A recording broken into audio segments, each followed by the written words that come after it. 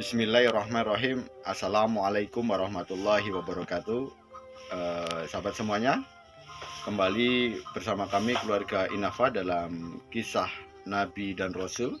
Pada kesempatan kali ini kami akan berkisah tentang Nabi Ismail. Bahwa kita ketahui saat Nabi Ibrahim bersama Hajar dan Ismail kecil berhijrah ke tanah haram, yakni Mekah yang saat itu Nabi Ibrahim sesampai di tanah haram dan meninggalkan Siti Hajar bersama Ismail di tanah yang tandus, tidak ada air, tidak ada pepohonan. Dan saat itu Hajar sama Ismail ditinggal oleh Ibrahim. Saat meninggalkan Hajar dan Ismail ini, Ibrahim melangkah. Dia tidak menoleh ke belakang. Maka Hajar ini berkata kepada Ibrahim, "Wahai suamiku, kenapa engkau meninggalkan kami berdua di padang yang tandus ini, di lembah yang tandus ini?" Ibrahim hanya diam saja. Maka Hajar pun berkata kembali dan bertanya, "Wahai suamiku, apakah ini yang diperintahkan oleh Allah?" Maka Ibrahim ini pun menjawab, "Benar, bahwa ini adalah perintah dari Allah Subhanahu wa Ta'ala." Nah, saat Hajar dan Ismail ini ditinggal oleh Ibrahim, dan Ibrahim sampai di atas bukit, dan Ibrahim menghadap ke arah Baitullah yang saat ini adalah Ka'bah, Ibrahim berdoa kepada Allah, "Ya Allah, aku tinggalkan anak keturunanku di lembah yang tandus ini. Semoga keturunanku bisa mendirikan sholat dan engkau memberikan rezeki yang melimpah di tanah yang tandus ini." Nah, sahabat yang dirahmati oleh Allah, saat Hajar dan Ismail kehabisan air minum, Hajar ini berlari dari Bukit Safa ke Bukit Marwah sampai 7 kali.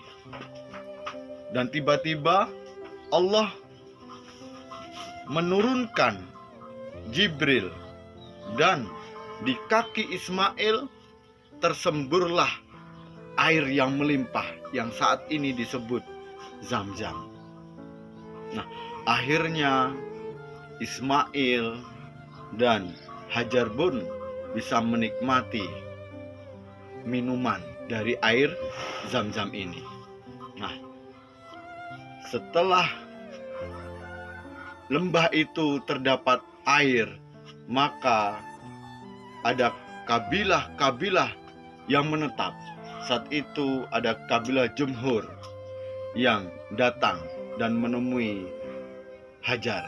"Bolehkah kami dari kabilah kami tinggal menetap di daerah ini?"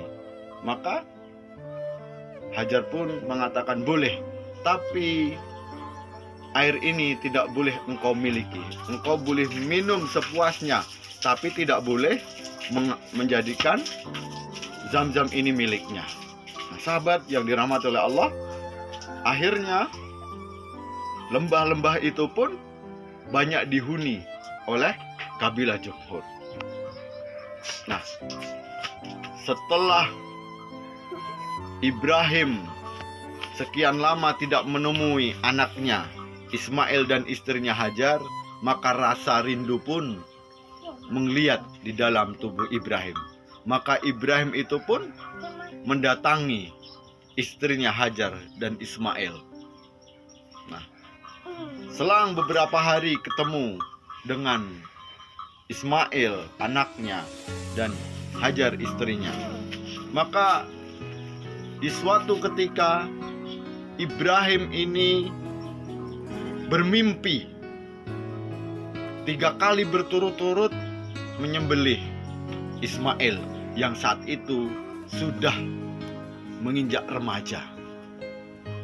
Maka mimpinya ini pun disampaikan sama Ismail. Wahai anakku Ismail, aku bermimpi untuk menyembelih dirimu. Maka Ismail ini pun bertanya kepada ayahnya, wahai ayahku, apakah ini perintah dari Allah? Betul anakku, ini adalah perintah dari Allah Subhanahu wa ta'ala. Maka laksanakanlah ya ayahku. Semoga dirimu dan diriku termasuk orang-orang yang sabar. Maka Ismail ini pun dibawa oleh Ibrahim di atas bukit untuk disembelih. Nah, saat itu Ismail meminta pada Ibrahim ayahnya, wahai ayahku, ikatlah diriku kuat-kuat, jangan sampai aku bergoyang saat engkau sembelih. Tutuplah mataku agar diriku tidak bisa melihat begitu kental darah ini. Dan asahlah pisaumu agar aku bisa cepat engkau disembelih dan tidak merasakan kesakitan. Maka sahabat semuanya, Ibrahim melaksanakan apa yang diminta oleh anaknya. Dan saat siap-siap akan menyembelih anaknya, tiba-tiba Jibril datang dengan membawa seekor domba yang sangat besar. Maka saat itu Ibrahim lulus ujian. Jibril pun berkata, wahai Ibrahim, engkau lulus ujian.